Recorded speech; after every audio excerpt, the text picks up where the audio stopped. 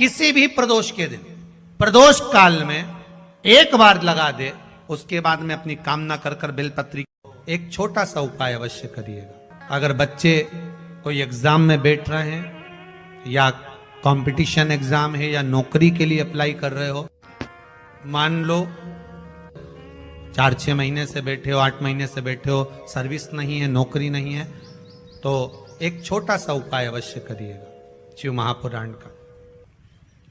महाराज बेलपत्री के पेड़ के नीचे विराजमान होकर, बेलपत्री के पेड़ के नीचे जिसको नौकरी के लिए या एग्जाम में बैठ रहा है वो जल चढ़ाए, बेलपत्री के पेड़ के नीचे थोड़ा सा दूध चढ़ाए, फिर जल चढ़ाए और अपने राइट भाग में घी का दिया और अपने लेफ्ट भाग में तेल का दिया। किसी भी प्रदोष के दिन, प्रदोष काल में एक बार लगा दे, उसके बाद में अपनी कामना कर कर बेलपत्री के पेड़ के नीचे धोख लगाकर प्रणाम कर कर आ जाए और चले जाए इंटरव्यू के लिए, बाबा उत्तीर्ण करा ही देगा, नौकरी दिलाए।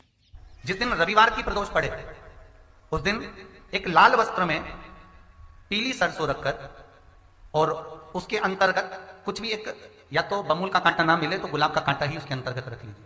और मान लो कोई काम ऐसा है कि उसमें पैसा तुम्हारा आ ही नहीं रहा, बहुत घाटे पर घाटा जा रहा है, नुकसान बहुत हो रहा है और कोई काम हो ही नहीं रहा, तो महाराज जिस दिन रविवार की प्रदोष पड़े उस दिन एक लाल वस्त्र में पीली सरसों रखकर और उसके अंतर्गत कुछ भी एक, या तो बमूल का कांटा ना मिले तो गुलाब का कांटा ही उसके अंतर्गत रख लीजिए और उसको शिव मंदिर का स्मरण कराकर शंकर भगवान का नाम लेकर रू भैरव, कौन सा भैरव है उसकी भी कथा भी आने वाली है। ये दारुक नाम के राक्षस का संहार करने के लिए जब माता अवतार लेगी तब शंकर भगवान बच्चे का रूप रखकर रोएंगे, तो शिव जी का एक नाम होगा रू भैरव। ये भैरव कहां पर रहता है तो कहा ये शमशान में रहता है। कहां रहता है ये भैरव? शंकर का जो एक अवतार है रू भैरव, ये भैरव अवतार शमशान में रहता है। तो इस भैरव का काम क्या है तो कहा शमशान में, शमशान की जो अग्नि होती है भले गीली लकड़ी रहे, भले उसमें कोई पदार्थ डाले ना डाले, थोड़ी देर में वो अग्नि रू आवाज, हल्की सी शमशान की जो अग्नि जलती है उसमें एक आवाज आती है। आप ऐसे कोई अग्नि जलाएंगे ना उसमें आवाज नहीं आई, ध्यान देना। हमारे शमशान में अगर जो लोग गए होंगे मुर्दा जलाने के लिए, तो अगर वो एकांत में बैठेंगे तो उसमें से एक आवाज आती है रू रू।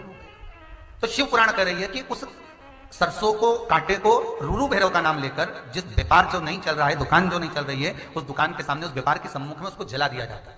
ये करा जाता है रवि प्रदोष के दिन। महाराज कौन से प्रदोष? रवि प्रदोष के, जो सुख का भान कराती है, व्यापार की उन्नति के लिए, समृद्धि के लिए, लक्ष्मी के लिए इसका प्रयोग किया जाता है। तो यहां आप स्वयं भाग्यशाली हैं, आप स्वयं किस्मत वाले हैं। कोई कैसे कहते तुमको कि तुम अभागे हो? ना ना, हमारे बराबर भाग्य नहीं है किसी का।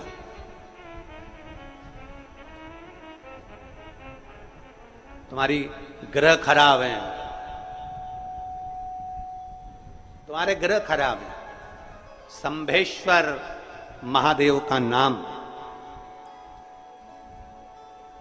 7 कनेर के पुष्प, कितने?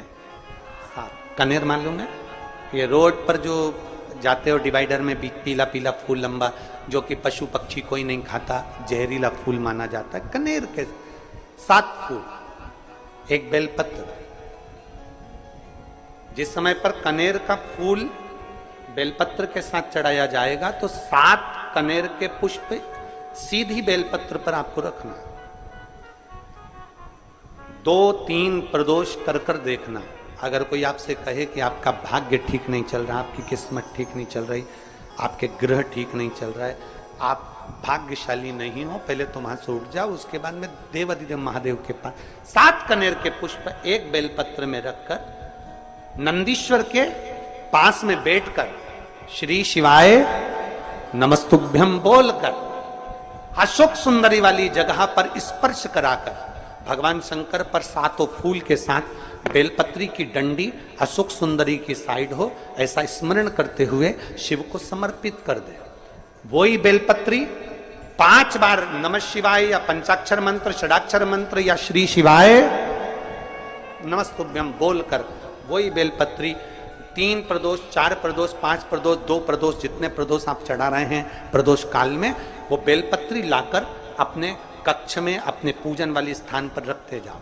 एक बेलपत्री एक प्रदोष पर लाओगे, अगला प्रदोष आएगा, कितना अंतर पड़ता है। आपके भाग्य बदलने में आपको खुद मालूम पड़ जाएगा कि आपकी किस्मत कैसे बदल रही है। मेहनत आपको करना है, परिश्रम आपको करना है, लगन आपको लगाना है। और बेलपत्री और कनेर का पुष्प शिव को चढ़ाओ। यहां नहीं चढ़ा सकते, अपने घर पर चढ़ाओ, अपने शिवालय में चढ़ाओ, अपने देवालय में चढ़ाओ, अपने नजदीक में जो शंकर मंदिर वहां चढ़ाओ। आराधना शिव की। कोई कह दे तुमसे कि ये ठीक नहीं, प्रथम आप ये जो कनेर के फूल चढ़ाओगे ना, इसमें श्रंभेश्वर महादेव का भाव होना चाहिए। श्रंभेश्वर महादेव, फिर से एक बार बोलो, कौन से महादेव? श्रंभेश्वर। और फिर एक निवेदन, मान लो कि डॉक्टर कह दे कि बच्चे की धड़कन नहीं आ रही है, 7 पुष्प कोई से भी, 7 बेलपत्र अशोक सुंदरी वाली जगह पर एक एक कर कर बेलपत्र, एक बेलपत्र एक पुष्प अशोक सुंदरी वाली, एक बेलपत्र एक पुष्प अशोक सुंदरी वाली जगह पर चढ़ा दीजिए। और एक बेलपत्र उसमें से एक पुष्प लेकर अपने घर जाइए और 15 दिन के बाद वापिस उस बच्चे की सोनोग्राफी जांच डॉक्टर के कहने से कराइए। बाबा उस बच्चे की धड़कन, श्वास और शरीर पूरा देगा। श्रंभेश्वर महादेव में, श्रंभेश्वर महादेव का जब नाम लिया जाता है तो 33 कोटि देवी देवताओं का एक साथ नाम उच्चारण हो जाता है। 33 कोटि देवताओं, श्रंभेश्वर। बोल श्रंभेश्वर महादेव की जय। श्रंभेश्वर भगवान का स्मरण। श्री शिवाय नमस्तुभ्यं। हरे महादेव। 25 फरवरी के दिन भूम प्रदोष पड़ रहा है, जो कि बहुत ही महत्वपूर्ण प्रदोष है। प्रदोष के दिन किए जाने वाले महत्वपूर्ण 2 उपाय पूज्य गुरु जी पंडित प्रदीप मिश्रा जी के द्वारा कथा में बताया गया यह उपाय अवश्य करना चाहिए। तो आशा करती हूँ यह वीडियो पसंद आई होगी। वीडियो पसंद आई होगी तो वीडियो को लाइक ज़रूर कर दें।